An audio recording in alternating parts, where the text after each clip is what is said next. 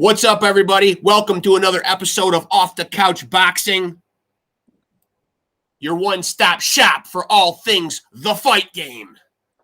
I am your host, Rex Ruger version 2.0. And I'm your other host, Frank Benji's, back with another episode. Yes. And, of course, joined by the esteemed Alexis Arguello Puppet, one of the all-time greats, a man that should need no introduction, but we'll give him one anyway. And as I'm putting the finishing touches on an invite here for our today's guest, and we've gone to a new format here where we are not, in order to make more space and not have our guests appear so small, out with the thumbnail picture. So we can add more ample space. And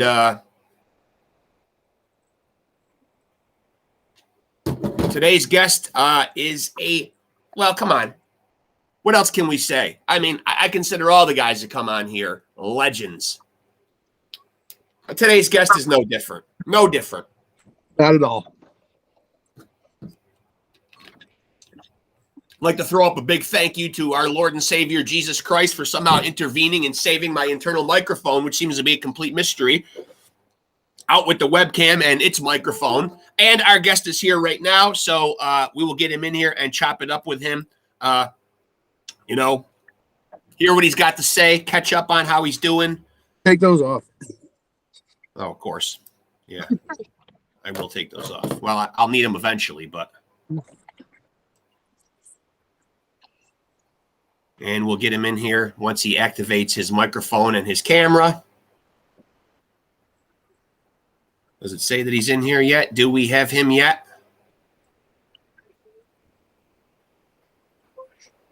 Terrible how even I don't know how to do this. Oh, there he is right there. Look at that.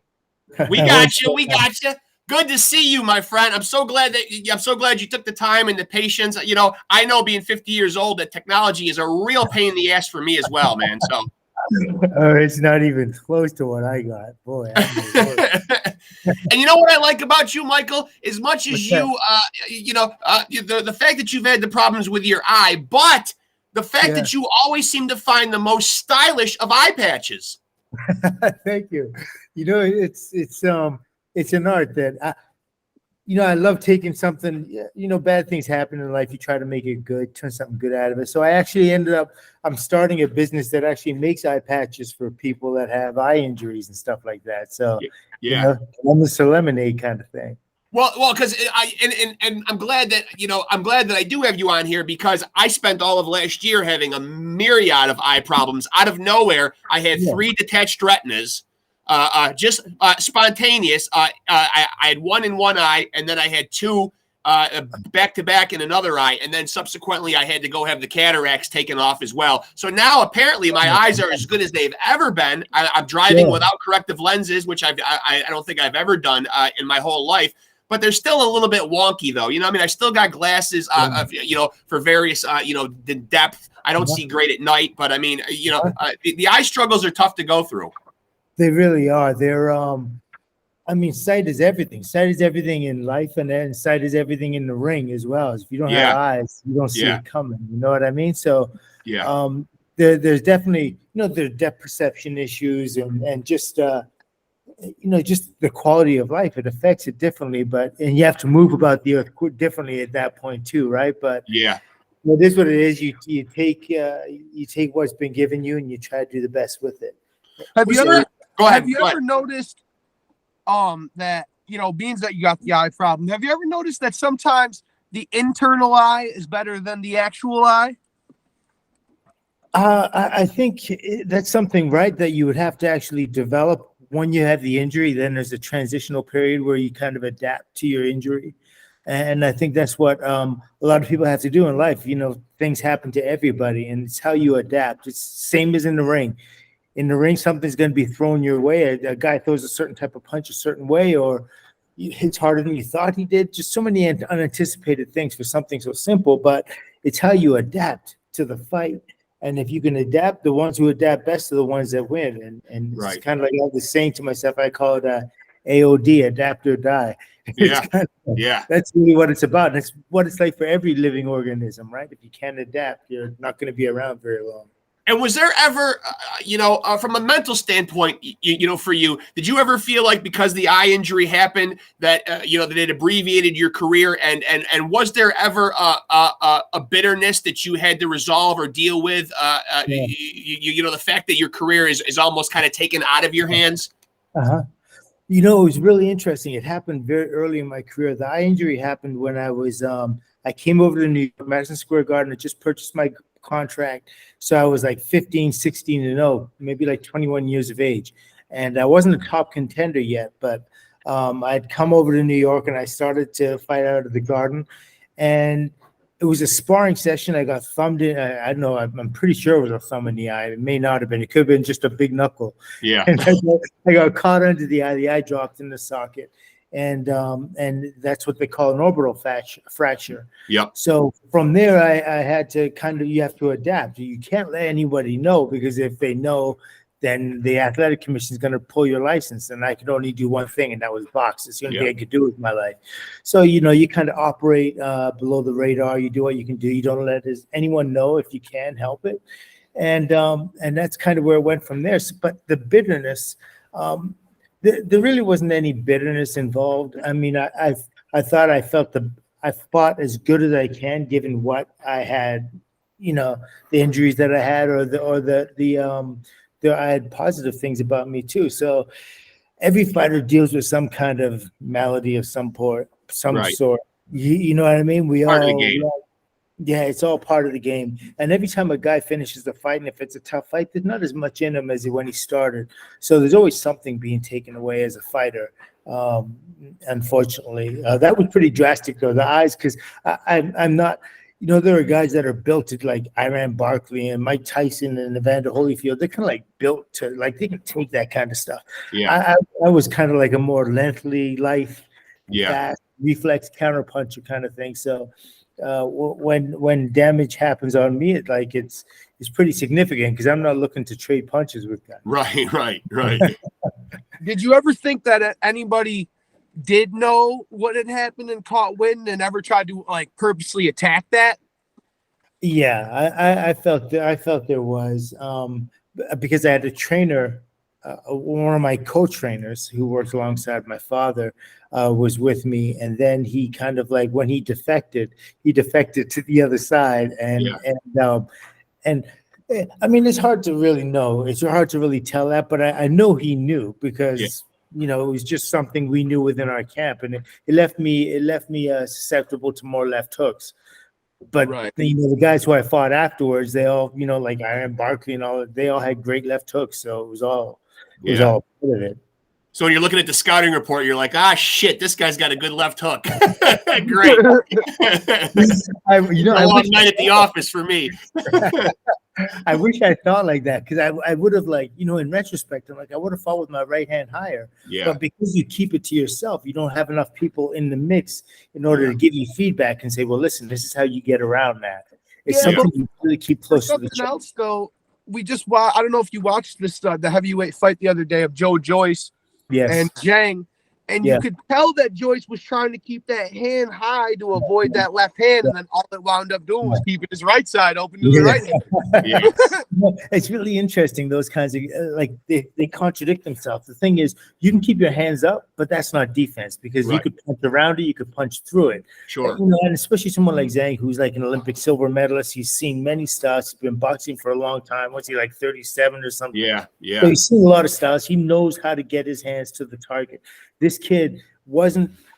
The best thing you can do is not provide a still target as a boxer. If you want defense, you want to have your head purposely just slightly moving, and then all you have to do is speed up when a guy punches. Don't leave your head where your opponent last saw it.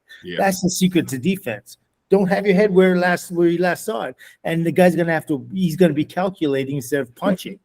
And he didn't do that. Joe Joyce, who's also a silver medalist, I believe, in the Olympics. He didn't learn that. I don't know. His trainers leave a lot to be desired, I think. Yeah. Is that an aspect of boxing? Now, yeah, obviously, we know what you've done, post your boxing career, with the fitness and getting people ready for movies. But have you ever thought about actually, or maybe you have explored this option? Have you yourself ever thought of actually being, a boxing coach yourself? I mean, really doing it in someone's corner, like you had, obviously in the Hearns fight. That was such a great fight because you both had legendary trainers. He's got Emmanuel Stewart, you got the great Angelo Dundee. I mean, yeah, it's interesting. At one point I thought I was going that way, and I developed a fighter up to 6-0, and then there's always personal things that happen, like they have issues at home, or they have other issues. They start contradicting or themselves and their own abilities, and at that point it takes a person that's very nurturing to help them get through that point. So there's a lot of personal management, as well as the actual physical training a fighter, and then the physicality, and it was just a lot. It was pretty much overwhelming for me to do that. So I had a couple of good fighters that were like undefeated, and I got them there, and then I just couldn't continue to make that kind of sacrifice, because I had a family of my own, and I had to really, support and prepare for them. And the only way I could really do that is through something that was solid and wouldn't fluctuate. Right. And that was the fitness boxing field. And do you find that a lot of people, have realized the benefits of how much a boxing related workout can do for them physically? Because you don't really hear about a lot of people. You hear about a lot of people say, "Oh, I go to the gym. I do cardio. I lift weights. I like to bench. I like to do this." But you don't really hear a lot of people say, "I do a traditional boxing workout, or a workout that would be similar to what a boxer would do." Just to stay in shape. Yes. Yeah. You don't. It's funny. Boxing is gained popularity in many ways. I think it's gained a lot in the fitness for the professional boxers as well, because now people can understand what a boxer goes through in a slight sense. They can relate to what a boxer goes through because they can take boxing fitness classes. They hit the bags all of a sudden. After 3 minutes, like, oh my God, I can't believe they do it for 15 or 12 rounds. Whereas, so at one point you couldn't relate to what a boxer does at all. So I think that's what caused a spike in boxing's popularity through the late 90s and early 2000s and stuff like that. And I think that's really helped boxing in one way. But in the other sense, I don't know. I really just believe that the boxing workout is absolutely perfect for every for the human body. You can't beat it. Like dexterity, the drills you can do with the hands, it challenges the mind, the reflexes, the recall, the instant gratification you get when you hit the mitts, and then there's your own body's that inner energy that I don't know. It's just, there's so many good things associated with boxing. No doubt. Getting fit without getting hit. You know what I mean? You don't have to. Yeah, right. You get to go through the whole workout without all the swelling and the cuts. Yeah, what do you think about that quiet punch machine? Have you seen that? The quiet punch goes in the door frame, and you can just it keeps counting your punches. Yeah. No, it's good. It's good. I feel like I'd punch it off the door hinges. Yeah, once you start loading up on it, I've seen it, but I've never really. It seems like it's very much like one-dimensional, but it looks like if you're into throwing straight punches, you could throw some very good creative combinations off. Yeah, I think one of the things with boxing is like the mind is so important. You have to be able to visualize. Boxing is like a martial art. It's like the Western Hemisphere's martial art. Boxing is, and so visualization is really important, and that's one of the things that all boxers do, and that's why we shadow box so much. There's only one thing that a boxer will do every single day of his life. They won't always spar, do road work, hit the bag, do push-ups, all the jump rope, all of that kind of stuff. But every single day they will shadow box, because that's our kata, that's our visualization. Yeah, that's how you prepare for what's coming at you, and that's how you develop your style. And fighters that don't shadow box, I don't see anybody at the top that's never shadow boxed. You know what I mean? I agree with you. I agree. Yeah, it's one of those old school exercises that is just it's so paramount to success. Yes, absolutely. Yeah, it's like the blueprint, right? It's like the blueprint. It's like before you build you physically build the building, you have to make a blueprint first. And shadowboxing is the blueprint before the actual, combat. And now you were in there with Iran Barkley. People are going to remember your fights. They're certainly going to remember Tommy Hearns. I mean, a lot of the names that you were in there. But when you look back at your career, though, is there anybody that was around at that time that you were trying to line up a fight with that got away that you would have liked to have gotten in the ring with? I mean, the Hearns one was a big one, obviously. That's a big name. Yeah, that was a big name. I was actually at the time I was 22 or 23-0. And 23-0, 18 knockouts, I believe. And I was the #1 contender in the world for Marvin Hagler's title. Oof. And that's what I had always, I had always wanted that fight. I remember from when I was a kid in Vancouver and I was growing up in Canada. And I had mentioned that in passing. I think I won the Canadian middleweight title. And then I said, I want to get ready. I want to prepare and make myself ready for Marvin Hagler. So it was time to go to the States and get to Atlantic City and everything. Oh man, they just murdered me in the media. They were like, it's inconceivable and a stupid thought. I'm a kid. That's where you're supposed to dream. You're supposed to dream big, right?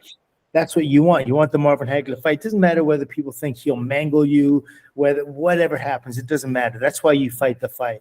And so I just always thought that I was perfectly designed, as in my style, to fight somebody like Marvin Hagler. Their counter punches like Sugar Ray and Tommy Hearns, which would be they're just much harder because of what they do.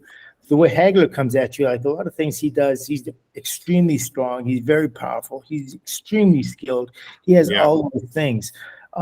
There's a certain kind of mental patience, and you have to exhibit fighting him. And it's very hard for me to talk about because, obviously he's one of the greatest of all time. And he's done what he said he was going to do. And for someone like me to come back and say, oh, yeah, I think I could have beat him. I'm not going to say that. I'm going to say I think it would have been a good fight just because of my nature. I don't lay down for anybody. You know what I mean?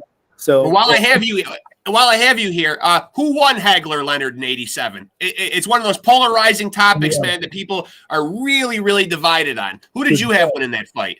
I was there live. It was incredible. It was a beautiful event. The whole thing about it was amazing. And I thought Sugar Ray Leonard took that fight. And I think the thing was Sugar Ray came out.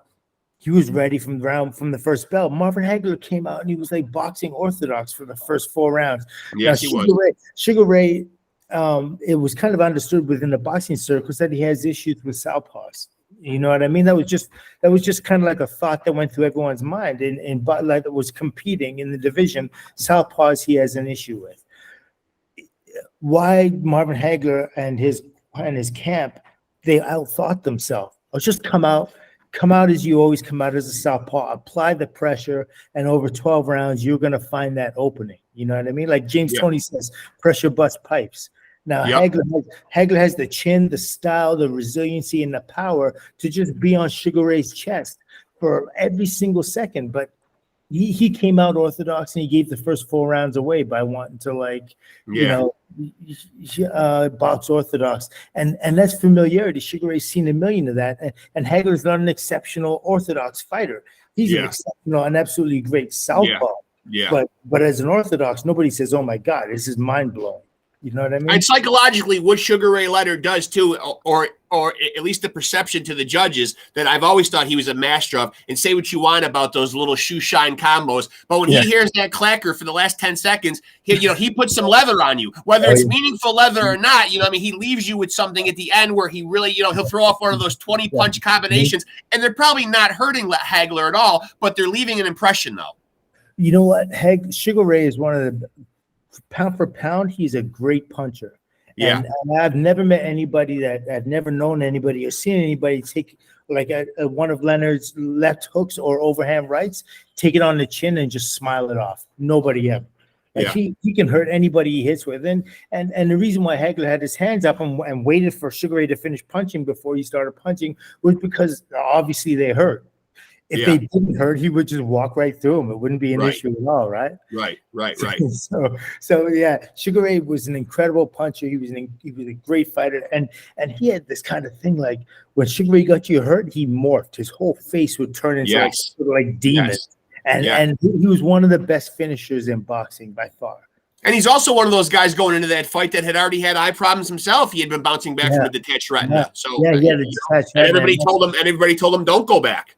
And if he wouldn't have, because what happened was, I was in line to fight Hagler. I was the mandatory, and Sugar Ray came out of retirement and said after his Mugabe fight, and most of the middleweights at that time, the young guys, me, Michael Nunn, Frank Tate, Iron Barkley, all the rest of that kind of stuff, we were kind of like, wow, this is kind of cool, because Hagler kind of slowed down a step, it looked like, after the Mugabe fight. So it looked like anyone who gets that next shot is going to have a better chance of getting Hagler, because he's getting kind of like old in the tooth now.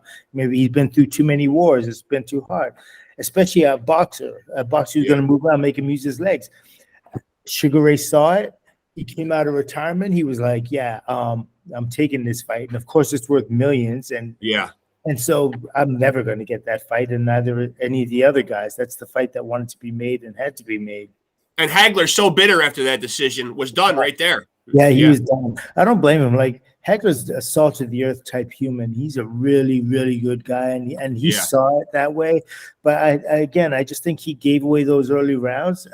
His strategy, he outthought himself. Their camp outthought himself. It was really, really keep it mad simple and do what you do. He should have just stayed. He should have just stayed the primal Hagler, the guy that's running through the streets chanting war when he's jogging. The beast that Hagler was. That should have been the guy that showed up that night against Leonard. 100% right. You're 100% on, Rex. He had to. He should have been just applying the pressure. He had the. What do I want to call it? Like he was like a tank. He couldn't be hurt. If anything, maybe he could have been cut or swollen, but that didn't happen either. And all he had to do was apply the pressure, go to the body. Every time he threw that left hand, come back with that straight right, which was an extremely powerful punch for him. And Ray would drop the left a lot and move away. But I don't know, that adjustment just wasn't made on the fly, unfortunately. So while we got you still on the old fights, I got to ask you about the Tommy Hearns fight, and I'm just curious. Going in, is there anything like that you were game planning for that you felt like you could exploit from Tommy? So Angelo knew Tommy very well from having a couple of fights with Ray. And, I've seen him for so many years and just knowing how boxing works, which Angelo's, he's an encyclopedia on that stuff. So his intent was, to go in and just feel him out for the first, 5-6 rounds or whatever. The thing was actually was like, feel him out at first, once we get a feel for him, because he wanted me to adjust to, like, I'd never been in the ring with somebody as fast and as powerful and as experienced as Tommy Hearns before. Like, he's an anomaly, you know what I mean? An anomaly. He's just so unique. So someone who hits that hard, that fast, does all that, combinations. Tall, jab, long, tall, long, everything about him. His jab is like a right hand. It really is. So he was like, I want you to go in there, plan for the first 3 rounds, just feel him out, and then we'll apply the pressure. So we get into the ring that night and size him up, and it's kind of like surrealistic in a way, because I grew up kind of watching Hearns and knocking guys out and all the rest of that kind of stuff. So it was really kind of cool, that whole feeling. Bell rings, come in, and I was like, I just want you moving around, and we just didn't get out of first gear until it was too late. You know what I mean? Like it got to be the 6th round, and Hector Roca, who was my trainer, who's also Gaddy's trainer and Iran's trainer, from a lot of good guys he trained. He was like, Angelo, we got to start fighting him, because we're going to have to knock him out in order to win the fight. So at that point, that's when he goes, okay, let's start now. And at that point, the 7th round, I started planting my feet and standing right in front of Hearns. And then it started to be a fight. So the first 6 rounds were they weren't my energy. There was kind of like, I didn't have the experience to move and counter Hearns the way I should have. But once we planted our feet, it started to become a fight. And he dropped me, I got up, and I hurt him at the very same round, in the 9th round. And then after like the 9th round, he just got up on his bike and moved, and I couldn't catch him. Tommy Hearns is one of the most brilliant boxers, like at length. Oh my God, the Motor City Cobra. So you really feel like a lot of it was a case of you just weren't active soon enough. I think if I would have been, the thing is, to beat somebody like Tommy Hearns, you have to make him fight. You have to make him. That's a 12 rounder. You got to go all. 12. Yeah. You can't try to outbox this man because he's a master. I swear to God, his reflexes. Most of the time when he punched and hit me, I seen him pulling his hand back. I didn't see the hand coming forward. It's just like I see it and returning, and my head's like this. Right. Wow, this is insane. I've never been in the ring with somebody that has that kind of reflex. Like there's no tell. He has no tell. Like his hand is here, then it's there. And it's like there's that moment in between on the way out. There's no telling. You couldn't tell he was going to punch. And you guys fought that fight. You guys fought that fight in middle or super middle? We fought a super middle, yes. Super middle, right? So I mean, it's just crazy to think that with that height and that range, that at one point he was down there giving those welterweights hell. I mean, I can't believe coming into fighting a 147-pound guy that's 6'2" and rangy like that. That's a nightmare. Yeah, and his fist, let me tell you, is like a ham hock. And that's why you punch so hard. You got these like long, skinny, tense muscled arms. You got these big fists. So it's like a mace when it hits you. You know what I mean? Like the mace in the night stays and it bam like this, and everything just reverberates through your body. So what's the mindset? So what's the mindset when you get these guys ready for switching gears? When you get these guys ready for movies, you know what I mean? Like you're working with a Liv Schreiber for Chuck or Jake Gyllenhaal for Southpaw. Is the mindset the same when you train these guys? Do you put them through the paces just like you would a regular boxer if you were training a pro fighter? Yeah, I really do. I'm known as that guy who doesn't. I don't take it easy on you just because you're a celebrity. I know you're in there to do a job, and whether you're male or female, I train everybody the same way, and I try to get them to be the best thing that they can be. I take a lot of pride in what I do, and I want people to, and the people that come to me, I think they almost expect it at this point. I've worked with Hugh Jackman, all the guys, and I've got the Chris Hemsworth. You know, they're doing double turns out of their head. They're doing squat double turns. They're throwing great combinations on the pads. They're like real punches, quality punches, because it's even the Victoria's Secret models, they'll tell you too, same thing. You turn the punches over, the significant stuff. It's not just boxing is I don't know, like just something to do or something casual. It's for real. Anybody who works with me, they're gonna work for real. Are there any guys? It's nice to, like, when you learn boxing, Dad, helped me hit the bag when I was a kid and whatnot. And I feel like just knowing that it helps you in life, for one. And like you don't like, if somebody attacks you on the street, you gotta feel like I could do something here. You know what I'm saying? I don't gotta. So the fundamentals are important, and that's what I was curious about. Is it hard to get the celebrities to nail down the fundies? No, not at all. There's ways in which you can do it. It can keep its fun element and not so intense element, and you're still teaching them. Once you really know your business, you could teach them the fundamentals. You could teach them the specifics, the intent, give them the power, the energy, all the rest of that kind of stuff, and not make it so superficial. As long as you know yourself how to make a fighter. That's basically what it's all about. And you have to also identify with the personality. It's knowing what kind of personality individuals are. Like I work with some celebrities that are extremely difficult personalities. And some of those are the ones you don't necessarily, you don't really engage too much on a superficial level. You don't really talk to them very much. You show them more than you talk, because they don't want to hear voices. They don't want to hear you talking to them and what they may think is a negative or not in a non-positive way. You know what I mean? Like if I'm correcting something, some people don't like to be corrected. Right. So there has to be a different way to do it. And most people that are exceptional in what they do, they just don't like being corrected. So you have to I was gonna say, man, how do you correct somebody on throw your jab straight other than just tell them? Don't throw anything else. Just throw your jab.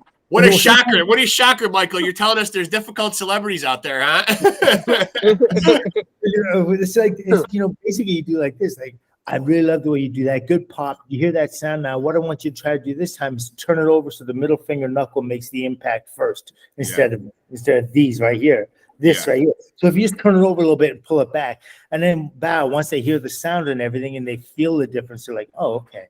and then it's, you know, you're certified. It's good. So that is the correct answer, because that's been bandied about for years, and I've seen it debated: the 2-knuckle landing or the 3-knuckle landing. You are a proponent of the 2-knuckle landing is correct.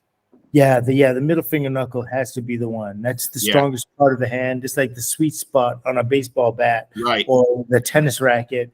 You know what I mean? That's the purpose. If you can always, no matter what you do, whether you throw it as a jab, whether you throw it as a hook, whether you throw it as an uppercut, if that's your detonation button right there, you know, chances are, and your fist is closed properly, chances are you're giving the guy, you know, you're at least dropping him.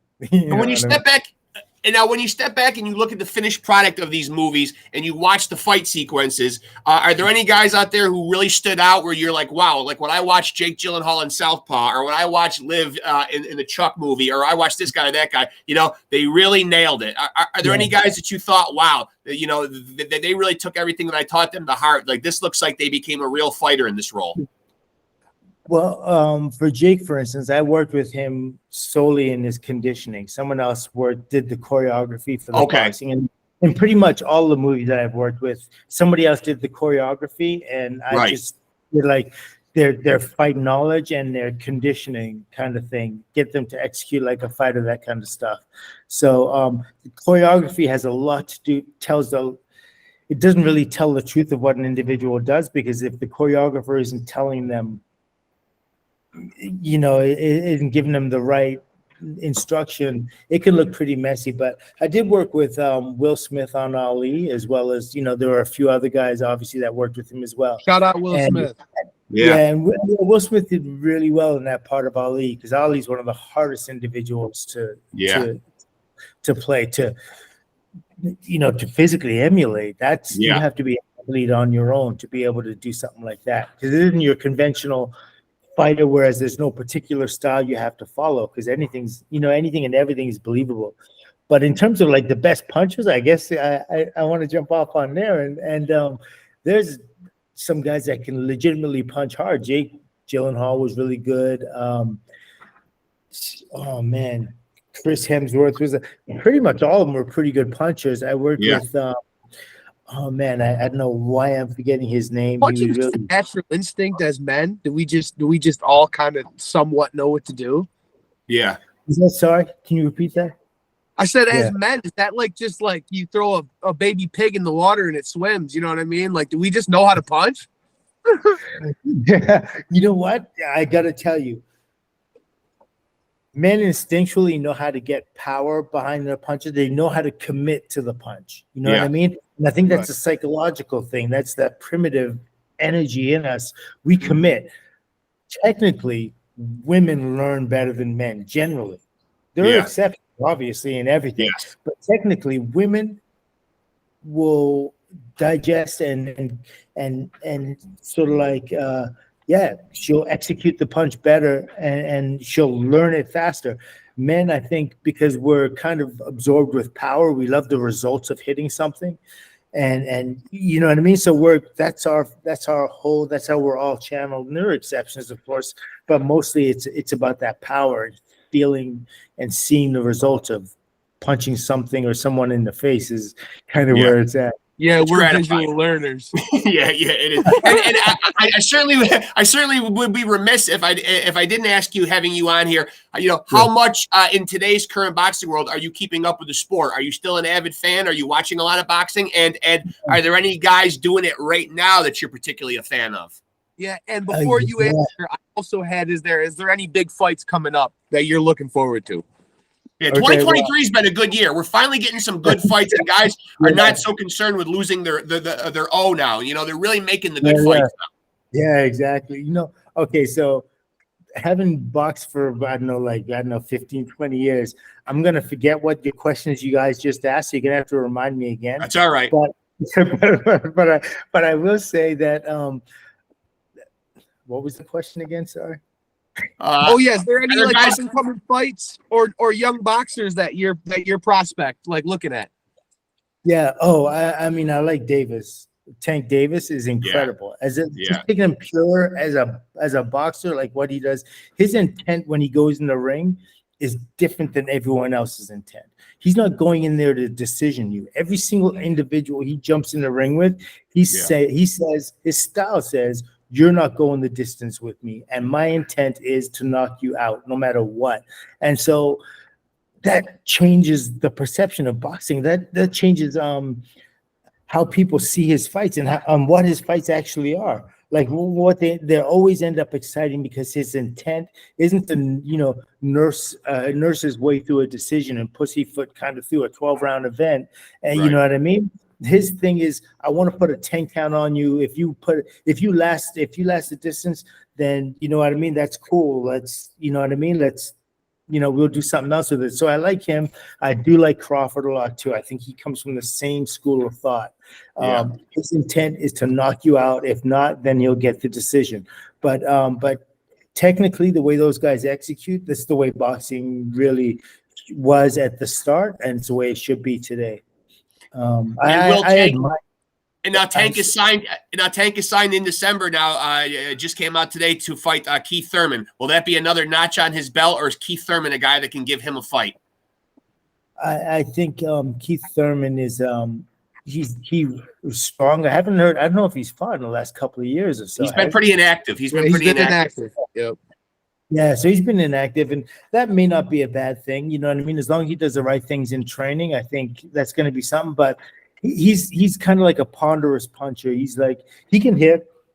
He's legit, but he's throwing one punch at a time, and they're predictable. For somebody like for Tank, who's seen everything. In fact, wait a minute. You said Tank versus Keith Thurman has just officially been confirmed. It's been confirmed for December.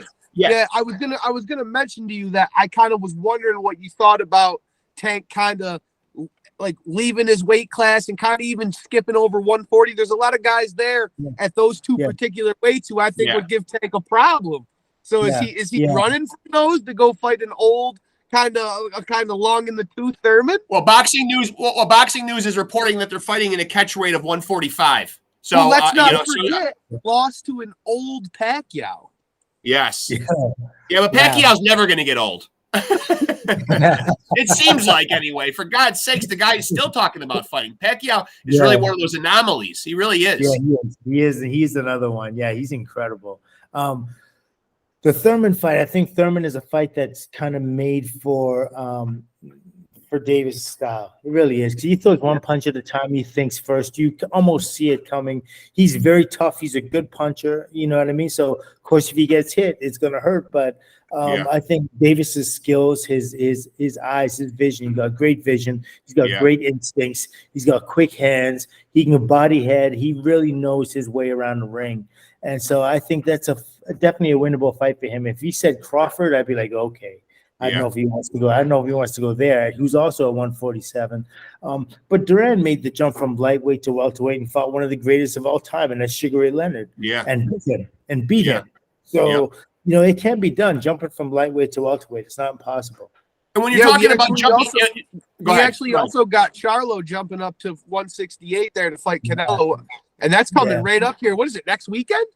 Next weekend. I believe that's next weekend. Yeah, that's going to be an incredible fight. In fact, the Atlantic City Boxing Hall of Fame is next weekend. It's really great because a lot of the old-time fighters get over there. Yeah. And they're going to show it.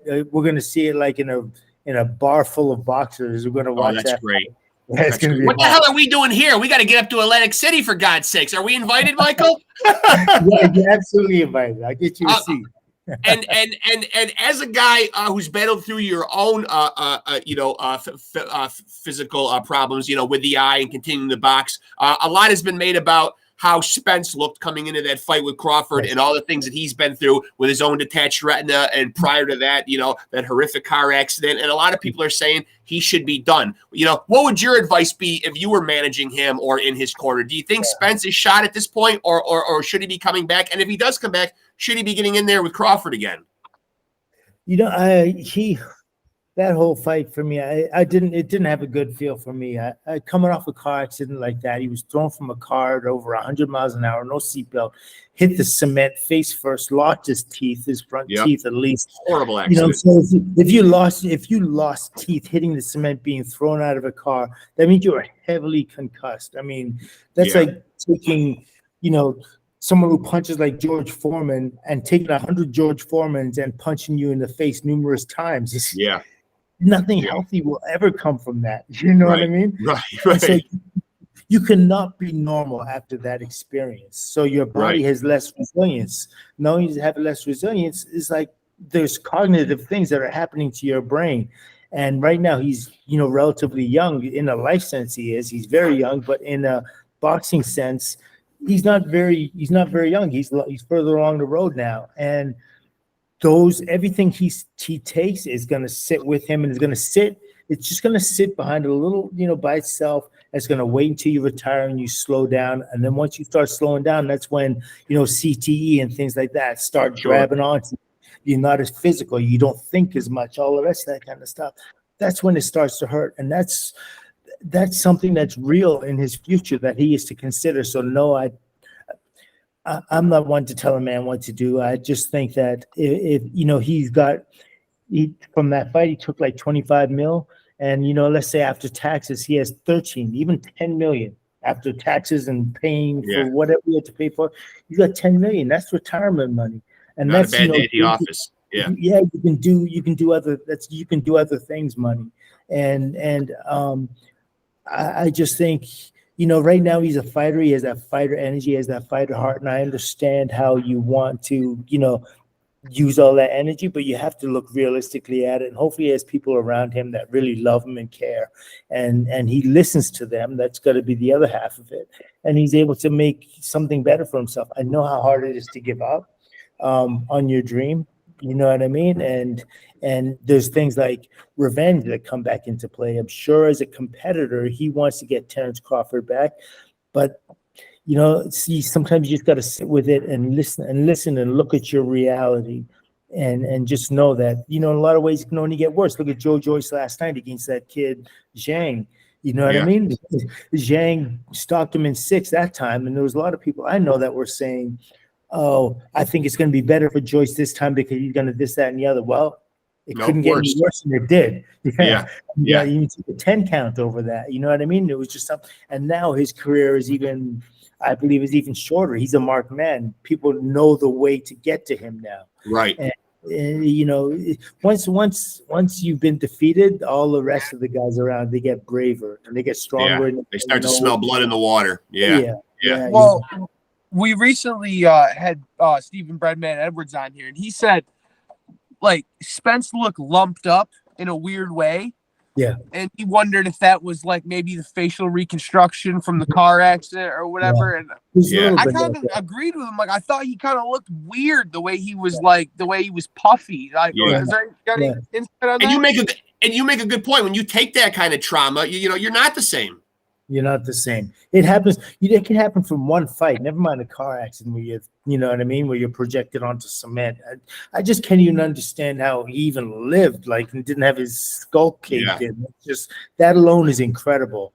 You know what I mean? But being ejected out of a car at 100 miles an hour, I'd fall off my bike and I would. Yeah, I know. I'm ready to take a week off from work from just for tripping. Exactly.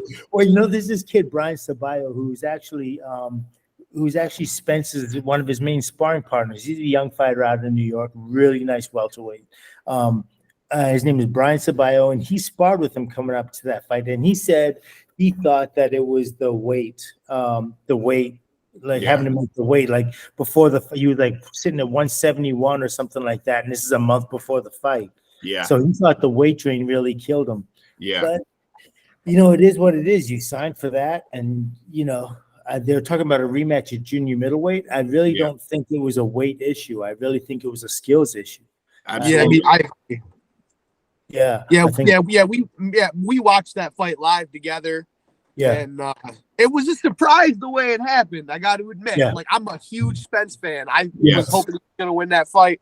Yeah. But But yeah, I mean, I got to agree with you. After watching it, I hadn't watched a lot of Bud Crawford fights. I mean, admittedly, he hasn't fought a lot of big name guys. Yeah, so, he hasn't fought good big name guys. Yes, you're absolutely right. But he has fought real solid competition, and not only that, he treated them all the way they should have been taken care of. It's not like it's not like one of the guys was gave Crawford more than what he could handle. It's like he beat them all as he should have beaten them. Yeah. And he has the confidence, he has the strength. You know, I didn't know he was a competitive wrestler earlier on. That explains strong a lot. Guy. Yeah. That explains his strong core strength. Like right away. Very strong. And leading up to that fight, so many people were making it all about how much Spence is a bigger, stronger, imposing guy. And he's really not. I mean, Crawford is very deceptively strong. You know, I mean, it's another one of those cases of, don't judge a book by its cover. He might not look like a big guy, but very strong. Yeah. And he's extremely, like, his fight IQ is off the charts. Yeah. Like, he understands that every time, and this is what a lot of fighters don't understand, or a lot of coaches don't teach their fighters. Every time a man punches, that means you're presented the chance to hit him. The hardest thing to fight in boxing is a fighter that just covers up and goes on defense. Hardest thing to fight in boxing. When a guy comes at you swinging, he's leaving openings. So for someone like Crawford, it's a plus. For someone like Davis, it's a plus. If I make you miss, your punch goes by, you have to bring your punch back at some time. But before then, all this is open and all this is open. So it's being able to see, you open up your eyes within the storm kind of thing.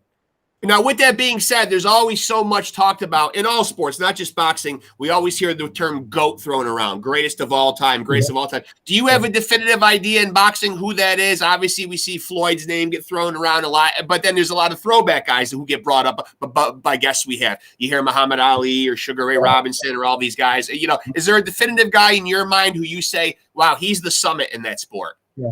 I take a lot of guys to task on this. And so a lot of my overseas buddies and stuff like that. Yeah. But without a doubt, for me, Muhammad Ali is without a doubt the greatest boxer of all time. Yeah. After that, it's conjectural. You can go many other ways with it.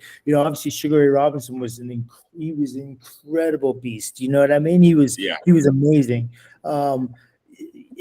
There are quite a few fighters. Some people would make a case for Harry Greb. I don't deny it, given his record and what he's done technically on paper. But fighters are like show me people. So I have to see him fight in order to qualify. There are a lot of fighters, other great fighters, Henry Armstrong, who won divisions, 5 or 6 titles. Different divisions when there wasn't the junior in there, you know what I mean? You can say Julio Cesar Chavez Sr. But I'm in a lot of boxing groups on Facebook, and honestly, this is a question I just thought of right now because I see this a lot. I'm curious what you think about this, being a legit boxer. Yes.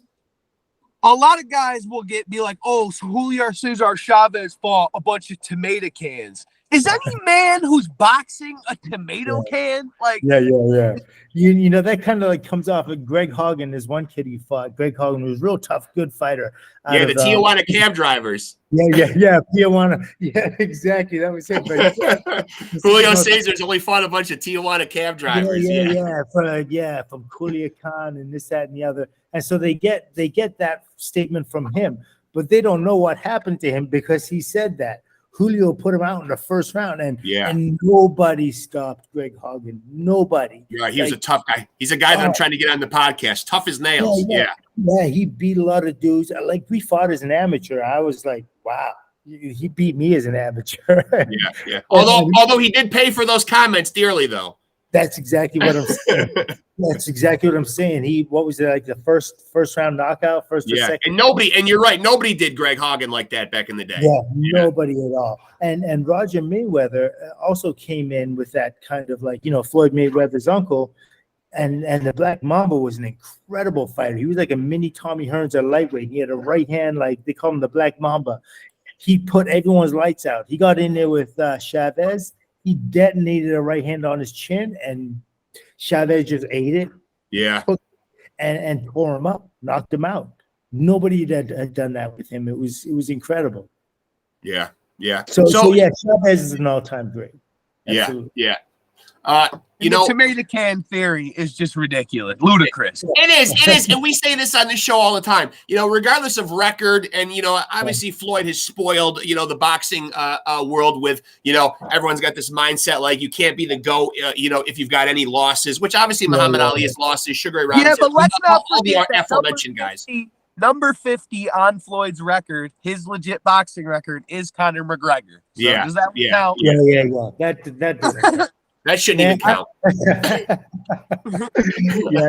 That's kind of like feeding into it. Listen, Floyd is extremely talented. He's very talented, and he's kind of like an antithesis of what you like boxing to be. But that contradiction worked. It worked for his benefit.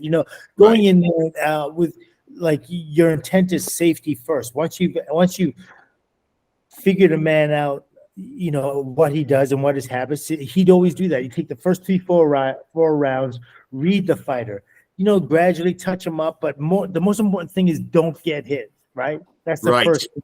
Right. And he wants to take a man into deep waters and drown him. That's his intent. And beat him. Every round he gets to know the fighter better, and every round he gets to hit him a little bit more. And that's how he wins. That's how he hunts. You know what I mean? Some other fighters that go out there and they'll lay it all on the line, and they'll just punch it out, and eventually you'll get dropped or they'll get dropped. One of the two. But Floyd was very, very intelligent, had great ability, but it's not like he took a better punch. It's not like he was faster. It's not like he was he was in incredible shape. I don't know. You couldn't say very many people were in better shape than him. That's for sure. Right. And a guy who stayed close to his fighting weight and his walking around weight. Always was very disciplined. Yeah. His talent is. But one thing he never did. I don't think he ever fought from behind the 8 ball. You know what I mean? Right. He never played from behind the 8 ball. And there's a lot of fighters like. Every single fight he took, he had the advantage. He had the upside. He never went to a fight and he said, he also never fought Margarito. Yeah. Well, I think Margarito's kind of like, he's kind of rudimentary. He's basic with his stuff. He's strong, but there's a lot of guys he could have fought when they were like, even Pacquiao, he could have fought him a lot, a couple of years earlier, and that would have been a different fight. Shane Mosley as well. Shane Mosley, if he would have fought him before, got him a little past his prime. And Mosley did rock him still. Yeah, early. Yeah. And that was one of the few times that I really did think, man, that Floyd could have won. I mean, he did get rocked very early in that fight, man. Yeah. And Floyd started hanging on for dear life. Yeah, he showed an incredible amount of resilience. Like he took that shot, he ate it, and he came back after that. And after that, he just went back to dominating and was consistent in it. And you have to give him props for that, no doubt about it. But I just think there are a lot of holes in his theory in being the greatest. You know what I mean? Like being able to manage your career, you're in a successful position. So you can pick and choose who you want to fight, when you want to fight. Everything is a home game. You're never playing at home. You know what I mean? Right. Like football teams, basketball teams, they play in the other guy's, backyard. Right. And Floyd has never done that. Like you see a guy like Devin Haney go fight Kambosos in Australia. You're right. It's a different beast altogether.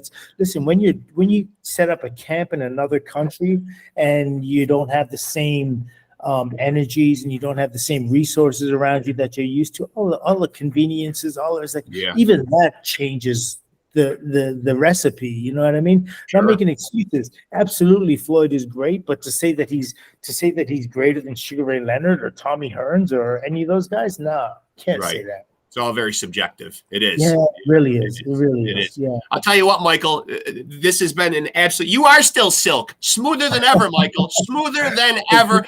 I got to say, I don't know, speaking on behalf, I don't want to speak on behalf of Benji's over there, man, but easily we've done a bunch of these. One of my favorites, interviews of all the ones we've done. This has been a real pleasure. I really hope, we obviously want to leave people with a good taste so that they'll come back on again. So hopefully we can consider you a friend of the show. We can have you on again. Absolutely a friend of the show. Thank you very much.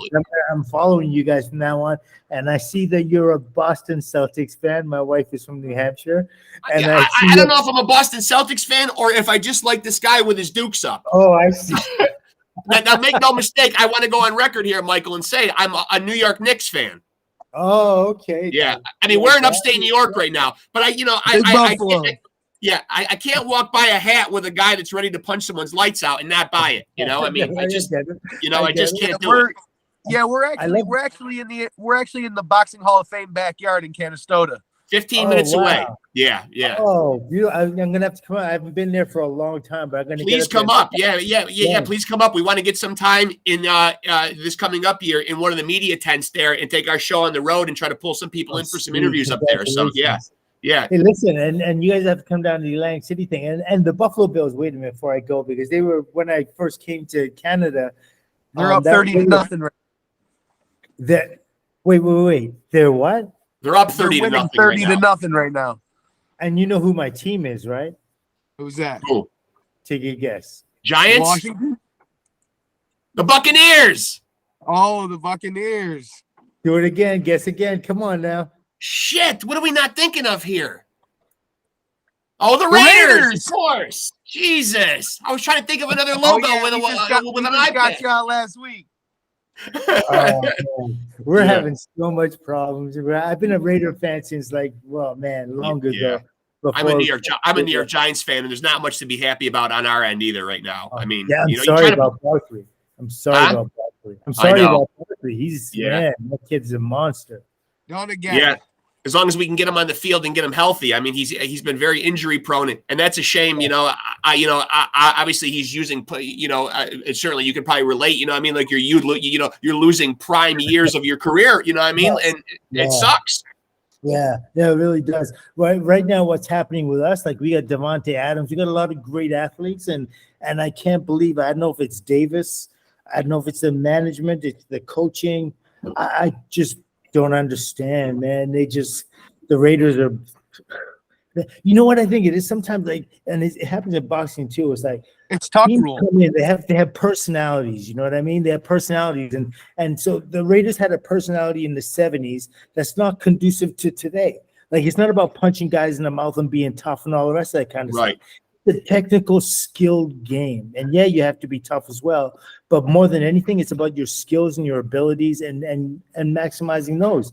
Yeah. And everyone's still coming in thinking, I'm going to be the bad boy of the league. It's like, no, it's not that anymore. Yeah, you know what I mean. And I'm glad you said that about skills, because there's an up and coming guy who I really like who fought last night, Richardson Hitchens. And he's one of these guys that's a lot of skill, and like suddenly it seems like guys in boxing now, if they're tacticians, obviously talking about a guy like Floyd, and they're defensive minded, and certainly you can relate to this. You were a lot that kind of fighter too, and I like what you said earlier. It is really about hitting and not getting hit, but these guys really take a lot of shit because they don't get in there and give us these big wars. Every guy doesn't want to get in there and fight a Gaddy Ward style fight. I mean. Yeah, it's a different beast altogether. This kid Boots Ennis too. He's really nice. Love him. Yeah. But they, again, I love their intent. Even though they focus on defense, their intent is to end the fight, to knock the guy out and hit him. So it's hit, not get hit, but emphasis on the hit first, and worry about the not get hit afterwards. Don't lead with the not get hit. Yeah, the thing. It's been a pleasure, Silk. It really has, man. It's been so enjoyable having you on, man. This has been one of the more memorable ones, man. Just love getting your perspective on things, man. And I wish you all the best with everything going forward. And let's do this again soon, buddy. Wishing you guys much success. Thank you very much. We're out. Yes. Thank you so much, champ. Talk to you soon, buddy.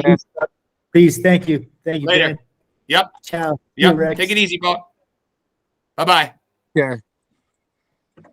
That was one of the more memorable ones right there. We went a while with him. A good one. Yeah, a good one right there, though, man. That is for boxing fans that are more casual, that might not know, the great Michael Silk. Still smooth in my book. Michael Silk OLAJIDE Jr. Smooth as ever. Looks fantastic. One of the few guys in this world that can actually fucking pull off an eye patch and make it look fucking awesome. I got eye surgery last year, man. I walked around looking like a fucking cyclops, and that guy is making stylish eye patches. He's still got the flowing locks. He's got the fucking earring. He's got the bandana. He looks like $1 million fucking bucks, man. Cool as ever.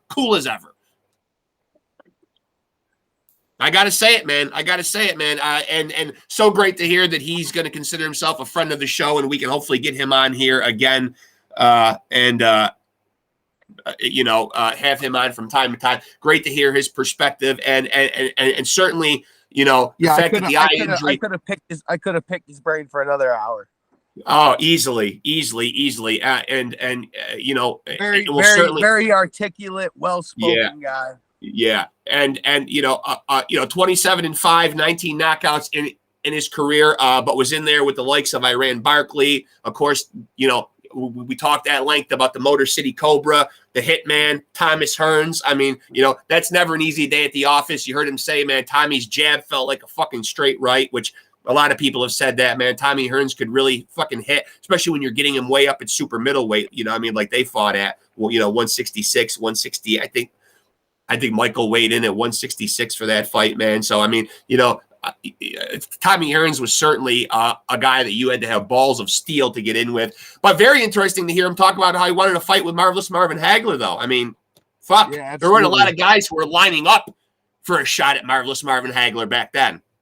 Right. Nobody wanted to smoke with him. And I also like the fact that, he was knowledgeable enough, and, maybe I'll catch shit for this, but he certainly had the correct outcome of the always polarizing topic of Hagler-Leonard, who won that fucking fight in 1987. One of, if not probably the most debated scores, debated outcomes in the history of boxing. I have gone on record as saying I had it 115, 113 for Sugar Ray Leonard. Maybe I'll go back and after we get done here, watch it again just to make sure. But I think I've watched it enough to know that I believe Sugar Ray Leonard did enough. And that might be an unpopular opinion with some people, but I take nothing away from the late, great, Marvelous Marvin Hagler, rest in peace, one of the great middleweight champs of all fucking time. Not a guy that you wanted to trifle with, a guy that would jog through the streets early morning hours when it's still dark out, yelling war.